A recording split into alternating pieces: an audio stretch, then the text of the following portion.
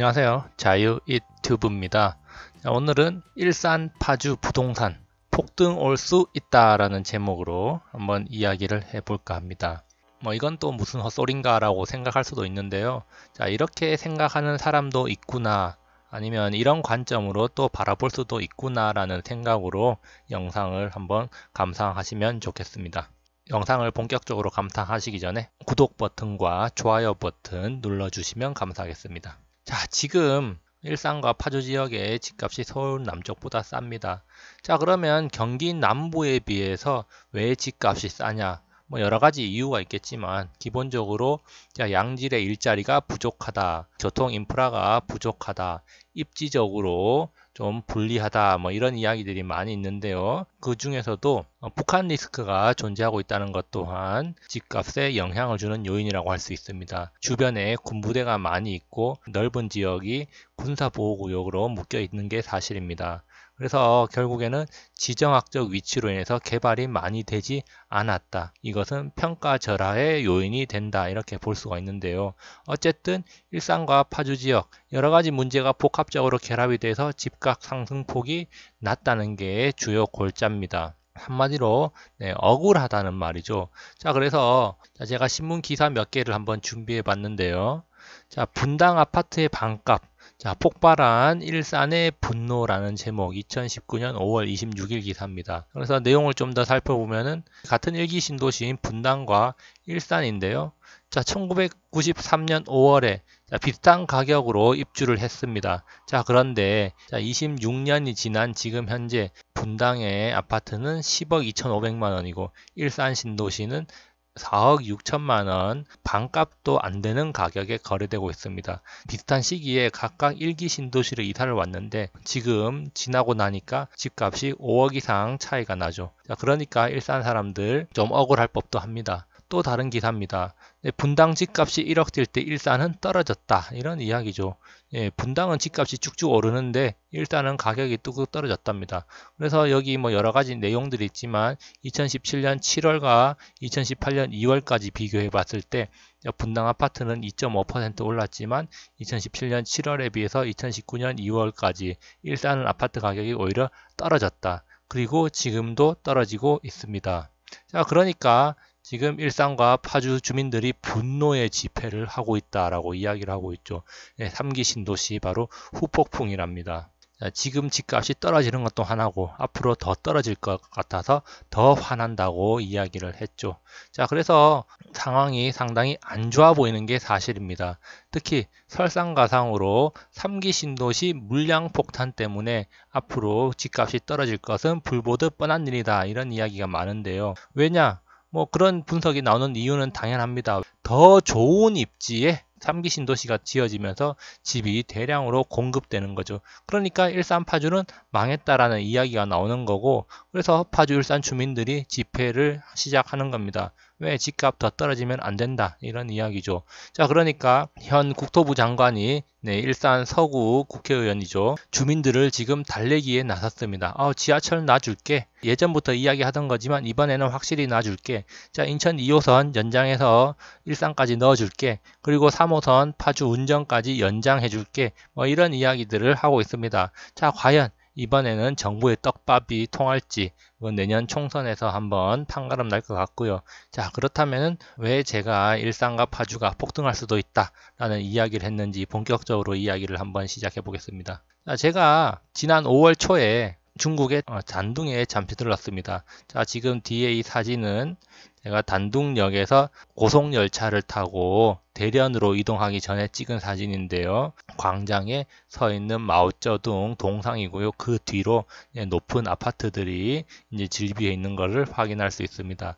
단동에는 지금 압록강변을 중심으로 해서 많은 아파트들이 지어지고 있는데, 제가 거기에서 만난 중국인 사업가의 말이, 자, 미북 정상회담 이후로 단둥의 집값이 1.5배에서 2배까지 올랐답니다. 제가 직접 부동산 시세를 확인해 본 건 아니지만 그쪽 현지 사업가의 말에 따르면 엄청나게 올랐다는 이야기를 했습니다. 이 두 지역은 교류가 활발한 지역입니다. 미국 정상회담을 통해 가지고 북한에 대한 리스크가 감소한다. 그렇다면은 북한과 맞닿아 있는 이 단동의 경우에는 물자 교류가 활발해질 거라는 기대감이 있는 거고요. 즉 이렇게 활발해지면은 사람과 물자가 모인다. 자, 사람과 물자가 모인다는 말은 도시가 발전하게 되고 돈이 모인다는 것이죠. 그렇기 때문에 집값도 자연스럽게 올라가는 겁니다. 앞으로 더 발전할 것이라는 기대감 때문이겠죠. 자, 그렇다면 우리는 여기서 한 가지 중요한 팁을 얻을 수가 있는 겁니다. 자, 위치를 바꿔서 바로 우리나라에서 북한과 붙어 있는 가장 큰 도시는 바로 파주가 되는 거죠. 그리고 바로 밑에 일산이 있는 겁니다. 발상의 전환이 필요한 것이죠. 자, 그 전에 우리가 한번 생각해 볼 문제입니다. 자, 북한이 언젠가는 중립지역이 된다면 어떨까? 통일이 된다고도 이야기를 할 수가 있겠지만 통일은 초창기에는 마이너스가 될 확률이 높기 때문에 중립지역이라는 말을 선택을 했습니다.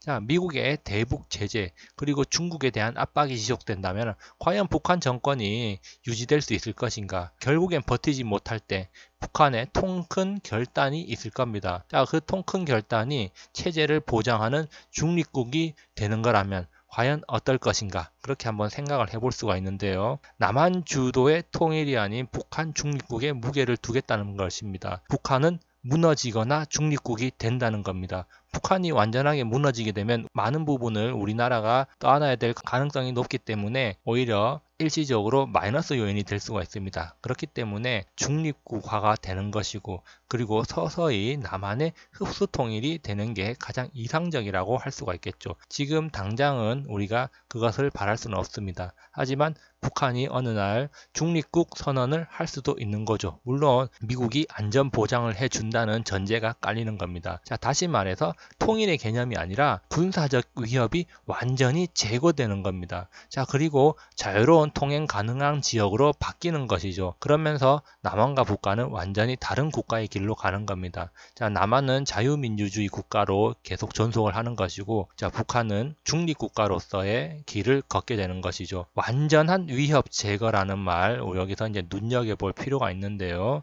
그 경기도 북부 지역이 저평가받는 이유 중에 하나가 북한 리스크 때문이라고 할 수가 있겠죠. 자, 북한 리스크는 북한의 직접적인 위험도 되지만 많은 군사시설들이 경기 북부 지역에 위치해 있고 군사보호구역이 많이 설정되어 있기도 하고 개발에 많은 제약을 받게 되죠. 자, 그런 것들이 모두 다 제거가 된다면은 당연히 가치가 재평가될 가능성이 높다는 겁니다. 자, 그래서 북한이 중립화되고 위협이 완전하게 제거된다면 파주와 일산이 한반도의 핵심 지역으로 부각될 가능성이 높습니다. 자, 한반도의 핵심 지역으로 부각된다는 말은 위로 많은 부분이 열려 있죠. 그렇기 때문에 자동차와 기차를 통한 자유로운 교류가 가능해집니다. 많은 물자들이 이동할 수가 있고 사람들도 왕래를 많이 하게 될 겁니다. 자, 그러면 자동차 교류의 거점은 바로 파주, 문산 지역이 될 가능성이 높고요. 통일로와 자유로가 판문점을 향해 있고 그 너머로는 개성을 향해서 나아갈 수 있습니다. 그렇기 때문에 파주, 문산에 많은 사람들, 물자들이 몰릴 가능성이 높고요. 자, 그리고 좀 더 중요한 것은 바로 기차라고 할 수가 있는데 유라시아 철도의 거점으로서 대곡 역세권 지역이 뜨지 않을까 이런 생각을 할 수밖에 없습니다. 자, 그러면 왜 하필 대곡 역세권, 대곡역이냐? 자, 대곡역은 현재 GTX-A가 예정되어 있고 지하철 3호선이 지나고 있으며 대곡 소사선의 연장이 예정되어 있습니다. 그리고 최근에는 3기 신도시와 관련해서 고양선을 놓을 거라는 이야기가 나오기도 했었고요. 지금 경의선을 통해서 KTX가 지날 수 있는 위치에 있습니다. 현재는 KTX가 행신역까지 가는데 이게 여기에서 조금만 더 가면 바로 대곡역이죠. 그렇기 때문에 KTX가 이 대곡역에서 마지막으로 사람들을 태우고 바로 개성 그리고 신의주를 지나면은 중국으로 바로 연결될 수 있는 그런 위치에 있다. 이렇게 볼 수가 있습니다. 그렇기 때문에 이 대곡 역세권 지역은 지하철과 철도의 거점으로서 성장할 수 있는 것이고 이것은 바로 유라시아 철도의 한반도 거점역이라는 겁니다. 그러면 이 대곡 역세권 주변 지역을 한번 살펴보면은, 자, 2016년부터 본격적으로 시작이 됐고요. 이 대곡역을 중심으로 아까 전에도 이야기했듯이 GTX-A, 지하철 3호선, 경의선, 대곡 소사선, 대곡역 주변으로 서울 외곽순환고속도로와 강변북로, 그래서 강변북로가 자유로로 이어지는 그런 위치에 있습니다. 그리고 주변에 바로 북쪽으로 일산이 위치하고 있고요. 고양시청이 이쪽에 위치하고 있습니다. 그렇기 때문에 앞으로 고양의 경우에는 대곡역을 중심으로 발전을 할 가능성이 높다고 볼 수 있고요. 지금 이 강매역 근처는 새로운 신도시가 들어서기로 한 지역입니다. 물론 이 고양 창릉지구 신도시는 서울에 좀 더 가깝기 때문에 일산 지역에 상당한 피해를 줄 거라고 이야기하고 있지만, 위쪽이 뚫림으로 인해 가지고 좀 더 북쪽으로 나아갈 수 있고 대륙으로 연결되는 길이라면은 이 대곡역을 중심으로 이 주변이 상당히 발전하게 될 가능성이 높고 사람들이 몰려들 겁니다. 그렇기 때문에 남쪽이든 북쪽이든 여러 가지 기능적인 역할에 의해서 부동산에도 상당히 긍정적인 영향을 미칠 수 있다고 생각이 됩니다. 대곡 역세권 주변을 한번 살펴봤는데요. 상당히 발전이 기대되는 지역이다. 자, 이렇게 볼 수 있습니다. 물론 단기적으로는 3기 신도시 때문에 물량 부담이 없을 수는 없겠지만, 북한의 중립화가 진행되면서 북쪽의 위협이 완전히 제거되고 자유로운 왕래가 가능하다면 3기 신도시 북쪽 지역인 일산과 파주 운정, 그리고 파주 문산 지역이 유라시아 철도 시대, 글로벌 시대에 좀 더 각광받을 수 있는 지역이 될 가능성도 높다. 자, 이렇게 볼 수가 있습니다. 지금도 사실 이 유라시아 철도를 준비하고 있는 곳이 있습니다. 최근에 미북 정상회담이 파토가 나고, 그리고 북한이 미사일을 발사하면서 지금 상당히 국제사회가 북한에 대해서 안 좋은 이미지를 가지고 있고, 미국과 북한도 향후 대화를 이어나갈 수 있을지 없을지도 잘 알 수가 없습니다. 안 좋은 상황이지만 우리나라는 꾸준히 유라시아 철도를 준비하고 있습니다. 대표적으로 한국철도공단에서 남북 유라시아 철도 계획을 수립한 지가 오래됐다는 것을 확인할 수 있는데요. 이 내용은 한국철도시설공단의 홈페이지에서 확인할 수 있습니다. 홈페이지에 보면 철도건설, 남북 유라시아 철도라고 해서 이렇게 나오는데요. 자, 여기 보시면은 서울에서 신의주, 선양을 지나서 북경으로 연결되는 철도가 있고, 그리고 이것이 몽골을 거쳐서 러시아로 가는 시베리아 횡단철도로 연결되는 것도 있고요. 또한 한국개발연구원 KDI에서 2014년 2월에 유라시아 철도 사업의 의의 및 협력 과제라는 연구 과제를 수행하고 낸 소논문을 확인할 수가 있고요.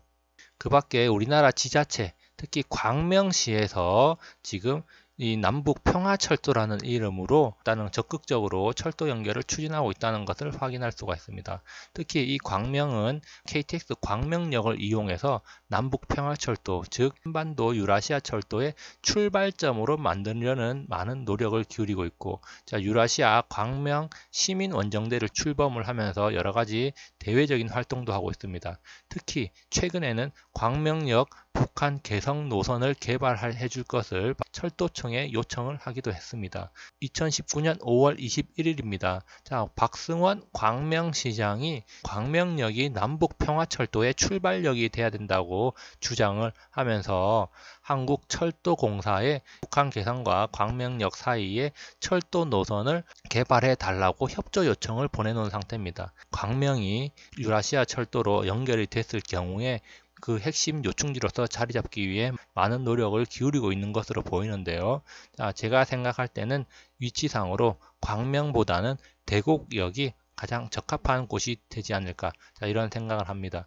대곡역도 마찬가지로 KTX가 지나가고 있고요. 그리고 GTX-A와 여러 철도 노선이 지나고 있기 때문에 접근성 면에서 장점이 있습니다. 자, 그래서 한번 정리를 해보면은, 집값이 폭등하기 위해서는 전제 조건이 있어야 되는데, 일단은 기본적으로 북한의 중립국화가 되어야 된다는 것.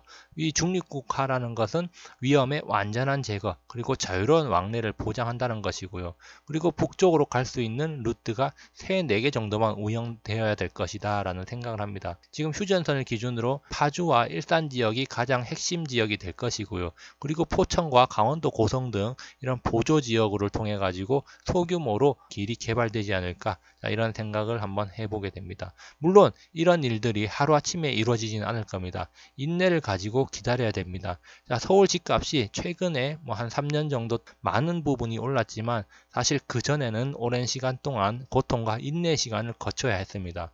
그리고 그 고통과 인내를 잘 버틴 사람들이 집값 상승이라는 과실을 먹을 수가 있었던 것이죠. 그렇기 때문에 이 일산과 파주 지역이 3기 신도시로 인해서 상당히 힘든 시기에 진입을 했고 집값이 떨어질 가능성이 높습니다. 자, 그렇지만 그렇게 고통의 시간을 지나고 나중에 북한이 중립국화가 된다면 그것이 상당한 호재로 작용하면서 일산과 파주 지역에 많은 수요가 몰리지 않을까, 이런 생각을 한번 또 해보게 됩니다. 결국에는 우리나라에 대한 북한의 위협이 없어진다면은, 즉 북한 정권이 만약에 중립국화가 되고 결국에는 사라져 버린다면은 접경 지역의 땅값과 집값은 들썩일 수밖에 없습니다. 지금껏 수십 년간 억눌려 왔기 때문에 그것이 한순간에 폭발을 할 수가 있는 것이죠. 그렇기 때문에 정치적인 상황이 어떻게 진행되는지 면밀히 한번 살펴볼 필요가 있고요. 그리고 세계 역사 속에서 과연 북한이 어떤 판단을 내리게 될지 관심 있게 지켜봐야 될 것입니다. 항상 즐거운 하루 보내시기 바랍니다. 감사합니다.